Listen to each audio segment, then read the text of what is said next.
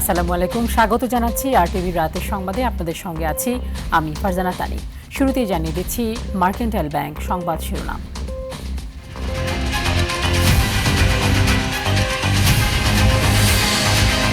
বাজার নজরদারি সহ দ্রব্যমূল্য নিয়ন্ত্রণে এআই প্রযুক্তির ব্যবহার করবে সরকার। প্রথম পর্যায়ে থাকবে অতি সংবেদনশীল কৃষ্টিপণ্য।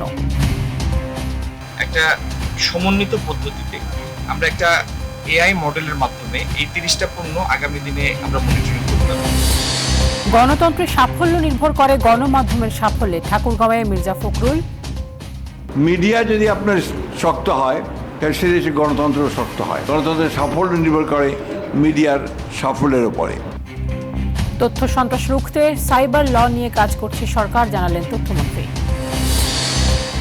অক্টোবরকে লক্ষ্য রেখে স্থানীয় সরকার নির্বাচনের প্রস্তুতি নিচ্ছে নির্বাচন কমিশন। রাজনৈতিক প্রভাবমুক্ত রাখার পরামর্শ। এবং ভোরে বিশ্ব চ্যাম্পিয়ন আর্জেন্টিনার মুখোমুখি রূপকথার নতুন নাম কেপ ভার্দে। আবারও কি পথ দেখাবে মেসির জাদু, নাকি ইতিহাস লিখবে রায়ান মেন্ডেস?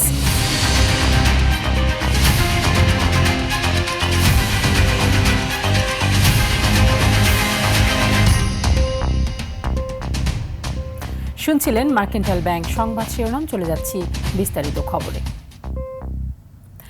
দেশের বাজার পরিস্থিতি নজরদারি ও মূল্য নিয়ন্ত্রণে কৃত্রিম বুদ্ধিমত্তা বা এআই প্রযুক্তির ব্যবহার করা হবে বলে জানিয়েছেন বাণিজ্য, শিল্প, পাট ও বস্ত্রমন্ত্রী খন্দকার আব্দুল মুক্তাদির। বিকেলে সিলেট সদর উপজেলার অডিটোরিয়ামে এক পুরস্কার বিতরণী অনুষ্ঠানে একথা জানান তিনি। প্রথম পর্যায়ে অতি সংবেদনশীল 30টি পণ্যকে এআই প্রযুক্তির আওতায় এনে পর্যবেক্ষণ করা হবে। এক্ষেত্রে সংশ্লিষ্ট কয়েকটি মন্ত্রণালয়কে সাথে নিয়ে একটি সমন্বিত এআই মডেল তৈরি করা হবে বলেও জানিয়েছেন তিনি। সেনসিটিভ যে সমস্ত পণ্য থাকে এরকম প্রায় 30টা পণ্য আমরা সিলেক্ট করেছি। আমরা কৃষি, মৎস্য প্রাণী সম্পদ, স্বরাষ্ট্র মন্ত্রণালয় এরকম সংশ্লিষ্ট কয়েকটি মন্ত্রণালয়কে সাথে নিয়ে একটা সমন্বিত পদ্ধতিতে আমরা একটা এআই মডেলের মাধ্যমে এই 30টা পণ্য আগামী দিনে আমরা মনিটরিং করব। এবং আগামী 6 মাসের মধ্যে 50 শয্যার সব হাসপাতাল 100 শয্যায় উন্নীত করা হবে বলে জানিয়েছেন স্বাস্থ্য ও পরিবার কল্যাণ মন্ত্রী সর্দার সাখাওয়াত হোসেন বকুল। বিকেলে নরসিংদীর মনোহরদী উপজেলা পরিষদ প্রাঙ্গণে কৃষকদের মাঝে বীজ, লেবুর চারা ও সার বিতরণ শেষে এসব কথা বলেন তিনি। কিডনি সমস্যা নিয়ে যেন আর ঢাকাতে যেতে না হয় সেজন্য সব উপজেলা হাসপাতালে 10 শয্যার কিডনি ডায়ালাইসিসের ব্যবস্থা করা হবে বলেও তিনি জানিয়েছেন। সারা বাংলাদেশের সকল 50 শয্যা হাসপাতালকে আমরা 1 শয্যায় রূপান্তরিত করতে যাচ্ছি। প্রত্যেক মেডিকেল কলেজ হাসপাতাল যেগুলি সেগুলিতে 50 বেডের ডায়ালাইসিস কিডনি, যেটা সবচেয়ে বেশি এখন রোগটা দেখা যাচ্ছে। আর জেলা সদর হাসপাতালে 10 বেড কিডনি ডায়ালাইসিস হাসপাতাল। সারা বাংলাদেশের প্রত্যেকটা উপজেলায় আরো 10টা করে বেড দিয়ে আমরা কিডনি ডায়ালাইসিসের ব্যবস্থা করব। রাজনীতিবিদদের ভুল ত্রুটি ধরিয়ে সঠিক পথ দেখানোই গণমাধ্যমের অন্যতম দায়িত্ব বলে মন্তব্য করেছেন স্থানীয় সরকার মন্ত্রী মির্জা ফখরুল ইসলাম আলমগীর। ঠাকুরগাঁও প্রেস ক্লাবে এক সভায় প্রধান অতিথির বক্তব্যে সংবাদ পরিবেশনে বস্তুনিষ্ঠতা বজায় রেখে সাদাকে সাদা এবং কালোকে কালো বলার আহ্বান জানান তিনি। এদিকে যশোরে জ্বালানি প্রতিমন্ত্রী বলেছেন, বৈশ্বিক পরিস্থিতি সমন্বয় করে সরকার এলপিজি সিলিন্ডারের দাম কমিয়েছে। প্রতিনিধিদের পাঠানো তথ্য ও চিত্রে আরও জানাচ্ছেন আব্দুল হামিদ। ঠাকুরগাঁও প্রেস ক্লাবের নবনির্বাচিত কমিটির সঙ্গে শুভেচ্ছা বিনিময় অনুষ্ঠানে অংশ নিয়ে দেশের গণমাধ্যম নিয়ে কথা বলেছেন স্থানীয় সরকার, পল্লী উন্নয়ন ও সমবায় মন্ত্রী মির্জা ফখরুল ইসলাম আলমগীর। তিনি বলেন, রাজনীতিবিদরা সমালোচনার ঊর্ধ্বে নয়, তাদের ভুল ত্রুটি তুলে ধরে জবাবদিহিতা নিশ্চিত করা গণমাধ্যমের অন্যতম দায়িত্ব। বর্তমান সরকার গণমাধ্যম বান্ধব জানিয়ে সাংবাদিকদের বস্তুনিষ্ঠ ও নিরপেক্ষতা বজায় রেখে নির্ভয় সংবাদ পরিবেশনের আহ্বান জানান মন্ত্রী। রাজনীতিবিদরা যে সমালোচনার ঊর্ধ্বে তা নন, রাজনীতিবিদরা অবশ্যই সমালোচনার মধ্যেই থাকবেন। এবং রাজনীতিবিদদের সমালোচনা করাটাই হচ্ছে, আমি মনে করি, যে সাংবাদিক জন্য উপযুক্ত কাজ। কারণ তাকে সঠিকভাবে ভুলটা ধরিয়ে দেওয়া, সঠিক পথে গাইড করা, এই বিষয়গুলো খুব জরুরি। এদিকে যশোর সার্কিট হাউসে মতবিনিময় সভায় জ্বালানি প্রতিমন্ত্রী অনিন্দ্য ইসলাম অমিত বলেছেন, জনস্বার্থে আন্তর্জাতিক বাজারের সঙ্গে সামঞ্জস্য রেখে দেশে এলপিজি সিলিন্ডারের দাম কমিয়েছে সরকার। বৈশ্বিক পরিস্থিতির পরিবর্তন হচ্ছে এবং মূল্য সমন্বয় হচ্ছে, আমরাও তাৎক্ষণিকভাবে বাংলাদেশে এটা মূল্য সমন্বয় করছি। লক্ষ্মীপুরে এক সভায় পানি সম্পদ মন্ত্রী শহীদ উদ্দিন চৌধুরী আনি বলেছেন, পতিত আওয়ামী লীগ সরকারের ধারাবাহিকতায় কেউ মাদক ব্যবসা করলে তাদের বিরুদ্ধে কঠোর ব্যবস্থা নেওয়া হবে। এদিকে নেত্রকোনায় সুধী সমাবেশ ও মতবিনিময় সভায় অংশ নিয়ে সরকারের চলমান উন্নয়ন কর্মকাণ্ড বাধাগ্রস্ত হবে না বলে মন্তব্য করেছেন মৎস্য ও প্রাণী সম্পদ প্রতিমন্ত্রী সুলতান সালাউদ্দিন টুকু এবং রেলপথ ও সড়ক পরিবহন প্রতিমন্ত্রী হাবিবুর রশিদ। আব্দুল হামিদ, RTV। তথ্য সন্ত্রাস রুখতে সরকার সাইবার ল নিয়ে কাজ করছে বলে জানিয়েছেন তথ্য ও সম্প্রচার মন্ত্রী জহিরুদ্দিন স্বপন। বিকেলে সুপ্রিম কোর্ট বিটের সাংবাদিকদের সংগঠন ল রিপোর্টার্স ফোরামের বার্ষিক সাধারণ সভায় মন্ত্রী আরও বলেন, রাষ্ট্র ও সমাজকে নিখুঁতভাবে গড়ে তুলতে গণমাধ্যমের ভূমিকা অপরিসীম। সভায় অ্যাটর্নি জেনারেল বলেন, ডিজিটাল অপরাধ দমনে প্রচলিত আইন অপ্রতুল, প্রয়োজন সময়োপযোগী নতুন আইনি কাঠামো গড়ে তোলা।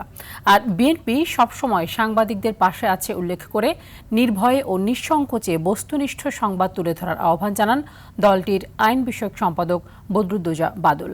এ সময় ল রিপোর্টার্স ফোরামের সদস্য সহ বিভিন্ন সংগঠনের সাংবাদিকরা উপস্থিত ছিলেন।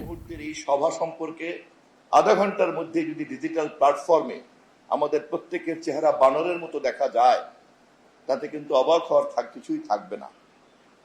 অথবা যদি দেখা যায় যে আমরা মঞ্চের সবাই নৃত্যরত আছি এবং আপনারা সকলে মিলে তালি দিয়ে আমাদেরকে উৎসাহ দিচ্ছেন এবং সে দৃশ্য সাধারণ মানুষের কাছে শ্লীলতা বর্জিত অথবা অশ্লীল, কিন্তু এখনকার এই বাস্তবতা যারা আমরা জানি, তারা কি চট করে এই দৃশ্যকে তথ্য হিসাবে গ্রহণ করব? আইনের রূপান্তর প্রক্রিয়াকেও গতিশীল করার একটা আহ্বান আমি রেখে যেতে চাই। নির্বাচনের অঙ্গীকার রক্ষায় নিরলসভাবে কাজ করে যাচ্ছেন প্রধানমন্ত্রী তারেক রহমান। এমন মন্তব্য করে বিএনপি সিনিয়র যুগ্ম মহাসচিব রুহুল কবির রিজভী বলেন, জনগণের কষ্ট লাঘব করতে জীবন বান্ধব বাজেট পাশ করা হয়েছে। বিকেলে ঢাকেশ্বরী মন্দিরে শহীদ রাষ্ট্রপতি জিয়া রহমানের ৪৫তম শাহাদাত বার্ষিকী উপলক্ষে আয়োজিত আলোচনা সভায় এ মন্তব্য করেন। এ সময় রিজভী আরও বলেন, দলের না হলে হিন্দু ধর্মাবলম্বী মানুষও শেখ হাসিনা নিপীড়নের শিকার হয়েছে। বলেন, চক্রান্ত করে কৃত্রিমভাবে ধর্মীয় বিভাজন তৈরি করা গেলেও বাস্তবে বাঙালিদের বিভাজন করা যায় না। নির্বাচনে সব ষড়যন্ত্র মোকাবেলা করে হিন্দু ধর্মাবলম্বীরা জাতীয়তাবাদী শক্তিকে বিজয় করেছে। কৃত্রিমভাবে সংকট তৈরি করা যায়, কৃত্রিমভাবে বিভাজন তৈরি করা যায়, কিন্তু আমাদের মনের প্রসারতা এবং গভীর হিন্দু, মুসলমান, বৌদ্ধ, খ্রিস্টান, চাকমা, পারবা, তিব্রা সবাই মিলে এই ভূখণ্ডের অস্তিত্ব এবং স্বাধীনতা, এই ভূখণ্ডের অর্থনৈতিক বিকাশ সমস্ত কিছুর জন্য একসাথে লড়াই করা। এই জাতি কখনো কোনো জাতীয় এবং আন্তর্জাতিক বা বৈদেশিক চক্রান্তে আমাদের ভেতরের এই জমাট মোজাইক করা এই সম্পর্ককে বিনষ্ট করতে আগেও পারেনি, এখনো পারবে না। দেশের 1 ইঞ্চি জায়গা কেন, একটি বালির উপরও কাউকে পা রাখতে দেয়া হবে না বলে জানিয়েছেন জাতীয় সংসদের বিরোধী দলীয় নেতা জামায়াতে ইসলামীর আমির ডাক্তার শফিকুর রহমান। সকালে নেত্রকোনা সার্কিট হাউসে সাংবাদিকদের সঙ্গে মত বিনিময়কালে তিনি একথা বলেন। সীমান্ত পুশ ইনের বিষয়ে তিনি বিজিবির পাশাপাশি সবাইকে কাজ করার আহ্বান জানান। আর স্বাধীনতা সার্বভৌমত্বের ব্যাপারে কোনো সমঝোতা নেই বলেও মন্তব্য করেন বিরোধী দলীয় নেতা। নেত্রকোনা 5 আসনের সাংসদ মাসুম মোস্তফা, জেলা জামায়াতের আমির সাদিক আহমেদ হারিস সহ স্থানীয় নেতাকর্মীরা এ সময় উপস্থিত ছিলেন। তারা বলে যে তারা আমাদের বন্ধু দেশ, বন্ধু দেশকে মানুষ এইরকম ক্ষতিগ্রস্ত করবে। বন্ধুত্বের পরিচয় কবে হয় না। বন্ধুত্বের পরিচয় দেওয়ার জন্য আমরা সকলকে সংশ্লিষ্ট সকলের প্রতি আহ্বান করি, কিন্তু কেউ যদি না দেয় তাহলে কি আমি গালে হাতে বসে থাকি? এদেশ আমার দেশ, আমাকে আমার দেশ রক্ষা করতে হবে। স্বাধীনতা সার্বভৌমত্বের ব্যাপারে কোনো কম্প্রোমাইজ নেই। অক্টোবরকে লক্ষ্য রেখে স্থানীয় সরকার নির্বাচনের প্রস্তুতি নিচ্ছে নির্বাচন কমিশন। কমিশন সচিব বললেন, দিনক্ষণ ঠিক হয়নি, তবে স্থানীয় সরকার মন্ত্রণালয় থেকে নির্দেশ পেলেই তফসিলের সময় নির্ধারণ হবে। এ মাসে ভোট কেন্দ্র চূড়ান্ত করতে মাঠ পর্যায়ে চিঠি দেবে ইসি। নির্বাচন বিশেষজ্ঞরা বলছেন, শান্তিপূর্ণ ও গ্রহণযোগ্য নির্বাচন করতে রাজনৈতিক দলের প্রভাব যেন না থাকে, সেদিকে কমিশনকে সতর্ক থাকতে হবে। আরও জানাচ্ছেন আতিকুর রহমান। জাতীয় সংসদের সংখ্যাগরিষ্ঠ বিএনপি সরকার গঠন করার পর এবার প্রথম স্থানীয় সরকার নির্বাচন হতে যাচ্ছে। সংসদে স্থানীয় সরকার মন্ত্রী মির্জা ফখরুল ইসলাম আলমগীর জানিয়েছেন নির্বাচনের প্রস্তুতি নিচ্ছে সরকার। মন্ত্রণালয় ও নির্বাচন কমিশন থেকে জানা গেছে অক্টোবরের প্রথম দিকেই নির্বাচন শুরু হবে। সে লক্ষ্যে আগাচ্ছে নির্বাচন কমিশন। ইসি সচিব জানালেন তফসিলের তারিখ নিয়ে কোনো সিদ্ধান্ত হয়নি, তবে সব ধরনের প্রস্তুতি শুরু করেছে কমিশন। এবার দলীয় ব্যানারের নির্বাচন হবে না, কাজে আচরণবিধিতে কিছু পরিবর্তন আসবে। পৌরসভা, ইউনিয়ন পরিষদ, উপজেলা এবং সিটি কর্পোরেশন এর আইন যেগুলো আছে সময়ের সাথে সাথে একটু রিভিউ করা উচিত, সেগুলো নিয়ে আমরা আলোচনা করছি। লজিস্টিক্স আমাদের প্রিপারেশন আছে, সংযোজন করতে হবে প্রতীক তালিকায়, কারণ আমাদের এখন জানা মতে হচ্ছে 119টা প্রতীক আছে। জাতীয় সংসদের মতো স্থানীয় সরকার নির্বাচনও শান্তিপূর্ণ হবে বলে জানালেন সচিব। আমরা জাতীয় সংসদ নির্বাচনে একটা রক্তপাতহীন, জাল ভোটবিহীন, ব্যালট বাক্স ছিনতাইবিহীন এরকম একটা করেছে, তা আমরা এটাও করব। আপনারা নিঃসংকোচে ভোটে অংশগ্রহণ করেন, নিঃসংকোচে ভোট দেন এবং খুশি মনে বাড়ি ফিরে যাবেন। সহিংসতা আমরা চাই না। নির্বাচন বিশেষজ্ঞরা বলছেন সরকারি দলের প্রভাব যেন না থাকে এবং সব প্রার্থীর জন্য সমান সুযোগ রাখতে হবে নির্বাচন কমিশনের। সেই সঙ্গে সহিংসতা প্রতিরোধে কার্যকর ব্যবস্থা নিতে হবে। একটা রাজনৈতিক দলের আন্ডারে যখন নির্বাচন হয় তখন প্রভাবকে তুমি কিছুতেই এড়াতে পারবে না, কারণ ছোট জায়গায় সবাই জানে কে কোন পার্টি করে। কিছু কিছু পার্টিকে নিষিদ্ধকরণও করা হয়েছে। এখন তারা কোন রূপে কিভাবে এসে যে নির্বাচনে দাঁড়াবে, নির্বাচন কমিশনের এমন একটা উপায় বের করা উচিত যেখানে পলিটিক্যাল পার্টির কোনো রকমই হস্তক্ষেপ কিংবা প্রভাব থাকবে না।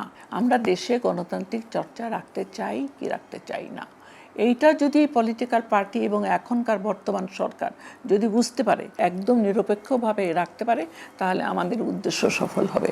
অক্টোবরের প্রথমে ইউনিয়ন পরিষদ নির্বাচন এবং বছরের শেষে পৌরসভা নির্বাচন হওয়ার কথা রয়েছে। আতিকা রহমান, RTV, ঢাকা। দেশে হাম প্রাদুর্ভাবের মধ্যেই হাসপাতালগুলোতে বাড়ছে ডেঙ্গু রোগীর সংখ্যা। শুক্রবার বিকেলে ডেঙ্গু মশক নিধনের লক্ষ্যে বনানীতে পরিষ্কার পরিচ্ছন্নতা অভিযানের উদ্বোধনে ডিএনসিসি প্রশাসক শফিকুল ইসলাম খান বলেন, ডেঙ্গুর লার্ভা ধ্বংসে নতুন ওষুধ আনার উদ্যোগ নেওয়া হচ্ছে। দীর্ঘদিন একই ওষুধ ব্যবহারের ফলে এর কার্যকারিতা কমে এসেছে। হাসান মাহমুদের রিপোর্ট। প্রতিদিনই বাড়ছে ডেঙ্গু রোগী। ডেঙ্গু আক্রান্ত ইতিমধ্যেই ৬,০০০ ছাড়িয়েছে, যাদের অর্ধেকই সংক্রমিত হয়েছে গত জুন মাসে। মৃত্যুর সংখ্যাও আগের কয়েক মাসের তুলনায় বেড়েছে প্রায় ৩ গুণ। বর্ষাকালে ডেঙ্গুর প্রকোপ ভয়াবহ রূপ নিলেও বছরের অন্যান্য সময়ে রোগটি পুরোপুরি নির্মূল হচ্ছে না। প্রতিদিনের আবর্জনা, প্লাস্টিকের বোতল, পলিথিন ব্যাগ, পরিত্যক্ত গাড়ি, ওয়ান টাইম কাপ, বহুতল ভবনের ছাদ ও কার্নিশে জমে থাকা পানি এডিস মশার প্রধান প্রজনন ক্ষেত্র।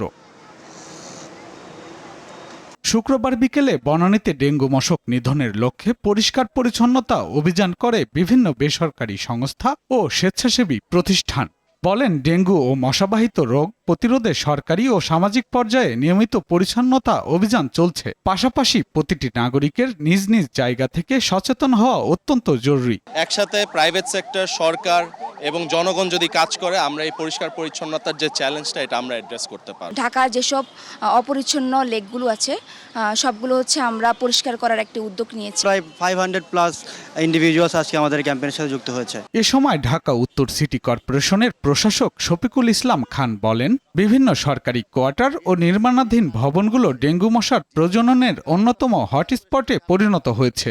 এসব স্থানে নিয়মিত পরিচ্ছন্নতা ও নজরদারি বাড়ানোর উপর গুরুত্ব দেন তিনি। ওষুধ যে আমরা ব্যবহার করছি, ম্যালাথিয়ন সহ লার্ভাসাইডের ওষুধ, আমরা এর পাশাপাশি অন্য একটা ওষুধকে আমরা আনার জন্য চেষ্টা চালাচ্ছি, সেটাকে নিয়ে ল্যাব পরীক্ষার মাধ্যমে, সেটা আমাদের একটা বোর্ড থাকে, মিটিং হয়, সিদ্ধান্তের পরে সেটাকে আমরা করব।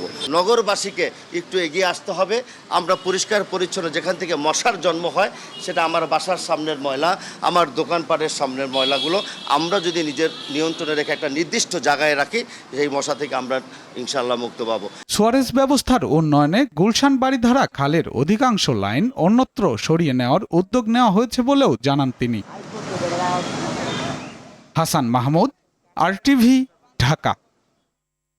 সারা দেশে হাম উপসর্গে আরও 5 শিশুর মৃত্যু হয়েছে। নতুন করে আক্রান্ত হয়েছে 1107 জন। শুক্রবার স্বাস্থ্য অধিদপ্তরের হাম বিষয়ক নিয়মিত প্রতিবেদনে এ তথ্য জানানো হয়েছে। স্বাস্থ্য অধিদপ্তরের তথ্য অনুযায়ী গত 24 ঘন্টায় সারা দেশে নতুন করে হাম উপসর্গের রোগী শনাক্ত হয়েছে 968 জন। এতে গত 15 মার্চ থেকে 3 জুলাই পর্যন্ত হাম উপসর্গের রোগীর সংখ্যা দাঁড়িয়েছে 1,03,961 জনে। এছাড়া গত 24 ঘন্টায় নিশ্চিত হামে শনাক্ত হয়েছে 139 জন। ফলে গত 15 মার্চ থেকে 3 জুলাই পর্যন্ত নিশ্চিত হাম রোগীর সংখ্যা দাঁড়ালো 12,425 জন। রাতের সংবাদ এ পর্যন্তই। মধ্যরাতের সংবাদ 1টায় দেখার আমন্ত্রণ রইল। ধন্যবাদ সবাইকে।